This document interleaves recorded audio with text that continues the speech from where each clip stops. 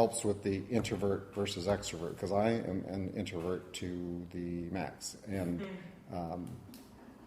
it takes some getting used to. But as you do that a couple of times, you show up at a couple of things. Those first couple of times you show up and you don't know anybody, and it's like, okay, I'm here standing next to the wall, then I go home. You think that was completely worthless, but you show up again, and then somebody talks to you, and it just takes some time, and you've got to stick with it to see the results. If you're an extrovert, hey, more power to you. Don't go overboard. It's a bonus, but you can easily go overboard. You don't want to make the other person uncomfortable, and you also want to be respectful of, you can't go to them and ask them, 100 questions and can you introduce me to this person, that person. You got to build a relationship. It's not necessarily value for value. If you've got somebody who's in the market and been there for a while and has connections, you can't necessarily expect them to open their little black book and share everything with you right away. But if they get to know you and they know that you're working hard and showing up, then all of a sudden they'll say, hey, you mentioned that you're interested in this. You need to talk to that person. Those things really do happen. It's hard to believe that sometimes, but it's an investment of your time. Keep at it. It will pay dividends. The other thing I wrote down about, who do you talk to? Who are the people that you go after? To me, it's all about character. I don't want to deal with people who are jerks. I don't care if they're successful or not. If I'm not going to be comfortable with them, I might learn more from them in one of those, like bad boss thing. I don't want to hang with my bad boss. I've learned a few things about how I don't want to be. And you can be successful despite the fact that you're a jerk and all that. But I look for people that are not jerks. Yeah. And that ultimately is, there's nothing complicated about it. It's just like, I'd like to hang out with that person. And you don't always know that when you walk up to somebody, but that's one of those where if you're at a thing 2 or 3 times, that first time you walk up to them and they're a jerk to you, it's like, all right, well, maybe they're having a bad day, whatever. You show up the next time, you watch them interact with some other people, and maybe they're having a good day that day, and it's like, oh, okay, you can dismiss that. Or they're a jerk again, and it's like, okay, well. Or they're bipolar. And that's not uncommon. And it's going to happen. There's going to be those times where you feel kind of mistreated, or that you put yourself out there and you get shut down. But I think the key is to look at those as beneficial situations where you learn the lesson and just don't take it personally. Because if you start taking things personally as an artist, you couldn't be an artist. Yeah, you can't. You're not going to be an artist for very long. Exactly, because there's always going to be somebody who hates what you're doing, and they might tell you to your face that they hate it, or that just doesn't like you as a person, or that they have their own issues which is usually the case, that come across as an unpleasant interaction with them. That it's outside of your control, and always just don't take it personally. And one of the things I think about is, to me, being a non-artist, I'm not completely business. A creative. I actually, was a photographer and for a long time, but how do I say this? I've lost it. Okay. It'll come back to me. It'll come back to me. I was going to say, a good mentor is not always going to tell you what you want to hear. They're going to tell you, they're going to be honest with you and upfront and forthcoming with you, and just try to be brutally honest. I mean, not necessarily brutal, but tell you exactly what you need to do and give you their opinion. You can take it with a grain of salt, but if you don't take their advice, then what's the use of having them as a mentor? Why did you come to them in the first place? And also, I think, like what was said before, you can't take it personal. If you think you need to do this and you ask your mentor for that particular advice and they say, no, you need to do the opposite, then you can't take that as a personal attack on you and what you want to do. That person has the experience, they gave you their opinion, and you can run with it. You can go either direction you want to, and if you go to your direction and it doesn't work out, don't blame the mentor. Right. Yeah. So it's a relationship. You have to know. Yeah.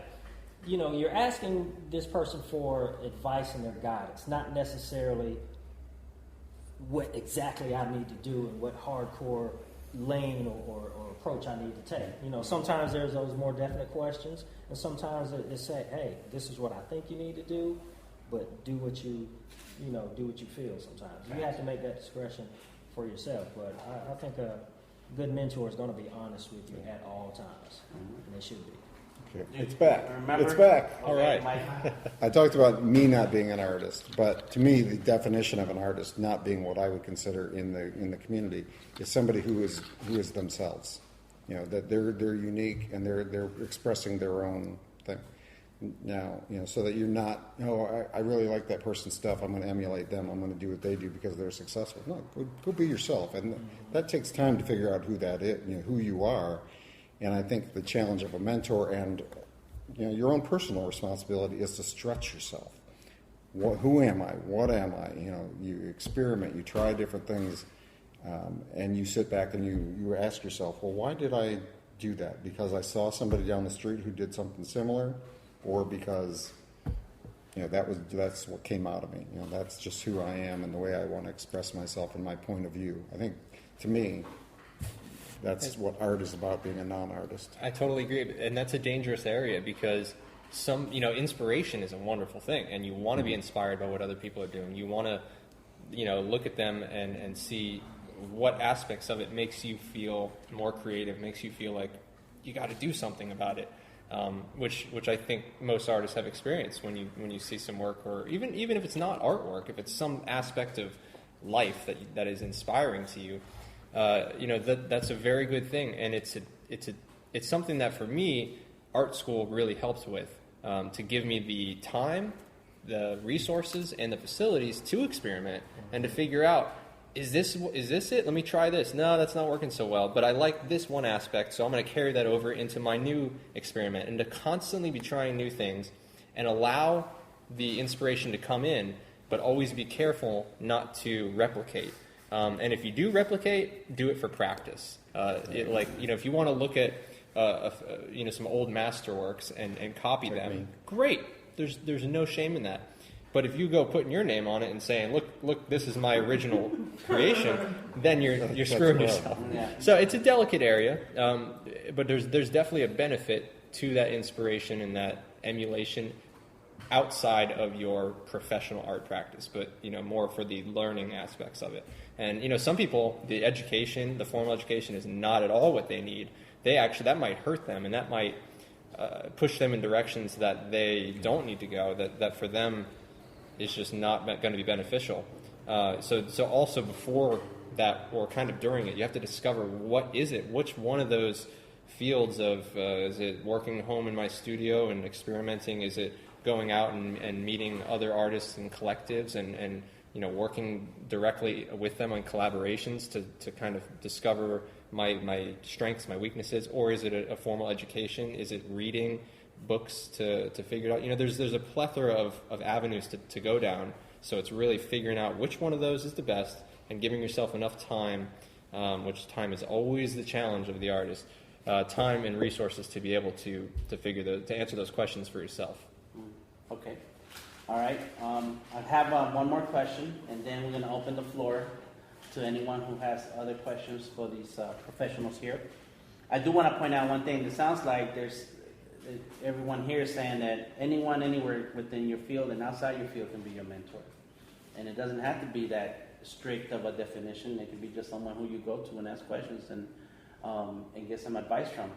And I'm going to tell you about this one story real quick. And I've said this before. When 20 years ago, a long time ago, I heard about this club, Yin Yang Cafe. It's called Apache now, and they had Art Mondays, and they still have it today. And I heard about that one place where artists come and hang out and draw. And I was new to Atlanta. I didn't know anything about it. I didn't know there was such a place in the world where people would hang out and draw. I thought that was crazy. I've never been to art school, so I didn't know that. And I walk in there just to check it out. And I go and I walk around and I see all these artists sitting down with their black books, and there's a model. And I try to say hello to people, and not too many people responded. And I left that night, and I didn't understand why were people so cold to me. Like, what is it? And I thought to myself, I said, well, you know what? I didn't bring anything to show. I did not show them that I was an artist. I just was just some random person asking questions, saying hello. Who does that? So the next week I came back. Right? Who does that? Me. Yeah, definitely. The person who does it, the person who's doing it wrong. That's what. And one of those artists that I had tried to talk to, his name is W, and we've all heard of W. And so I glanced at his work, so I knew he was really, really good. So the next week I come back, and this time I brought a couple of my portfolios. And the craziest thing is that I never walked around without some of my artwork. And I don't know why that the first time I went to Yin Yang Cafe, I did that. I didn't bring my work. And so I came back the next week, and I said hello. And as I'm asking someone to show me their work, I'm handing them my book. You know, I'm saying, here, check out my work. And W was one of those people that I approached also, and I handed him my book, and he looked through it. And I'm getting a chance to look through his book, and I'm like, this stuff is amazing. He is an amazing artist, and so on. And from there, I've known W now almost 20 years. And I think one of the parts that I learned a lot was, number one, I am an extrovert. I like to talk to anyone. But at the same time, you have to show your value. Don't just walk up to people and start asking them 100 questions. There may be a person that has resources and can help you, but you have to show your work. You have to have your work ready. You have to have a portfolio ready. You have to have something to back up the words that you're saying. Make it worth their time. That's Exactly. right. Yeah, show that you are worth their time. And now it's so easy. You got your phone or your tablet with you, and you have your online portfolio. You don't got to carry much around. Yeah. That's right. It's easy. Exactly. Yeah. It's done wonders for my back, the internet. Well, one other comment relative to what is a mentor? They can come from anywhere. It's somebody that helps keep you moving forward. Yeah, that's really the person you're going to go back to and back to. If once that stops, because sometimes they've exhausted their experience and the value of, not that you need to disown them, but your relationship changes at that point. You keep finding people who are going to help you moving forward, and we're all multifaceted individuals. So you could have 5 different mentors helping you with 5 different aspects of your life, 5 different facets of your personality, of your artwork, of your talent, your techniques. So, it's certainly not, I'm going to have a mentor, they sign a piece of paper, it's not formal, and it's not permanent, and there's no particular definition, but they're out there, and if you're not taking advantage of that, you're missing out big time. I think it's also it's someone that's also going to hold you accountable. Yeah. Maybe not. Definitely. Smack you on your wrist if you don't, do what they tell you to do, but also someone who's going to follow up with you with that advice that they give you. And you don't want to disappoint them. To me, that's what, that's my little test is, I don't want to let them down. Yes, Yeah. exactly. Because that disappointment is like the worst. I'm not angry with you. I'm just disappointed. That's a low blow. I mean, it's always good. So you don't want that. So, yeah. And I'd comment on I lost my train of thought. Sorry. It's contagious. I'm It's like telling going you. to class without your homework or without your assignment. You don't want to be called out, and you don't want to be, put on the spot because you didn't bring in what you needed to bring in. It came back. You were saying always moving forward is what what the mentor can help you with, and always continuing on the path that you set yourself on. So I think it's important as an artist, especially when you have a mentor, to set goals and to let them know what your goals are, and then you get these moments. Well, I've experienced some of the best moments from being an artist, or when I look back at previous work or previous artist statements or whatever previous shows I've done, and I go, wow, that was terrible. Like, oh my God, like I did that. I showed that, or I wrote that, and the mentor can help you get there. Sometimes not the easiest thing, but sometimes they'll say things, constructive criticism, nice. Where then a few months later down the road that statement will come into mind, and you'll be looking at some of your work, and you'll just be like, just gonna put that aside. Like, I'd like to throw it away, but I'm gonna keep that to look at as an example of how far I've come. And that constant moving forward. I feel like that should happen to every artist, to look at your previous work and just say and feel like I'm moving forward. I'm in the right direction, even if it's only a little bit. It's still something, and just always always easier when you have somebody there to tell express those goals to, and Awesome. Okay, so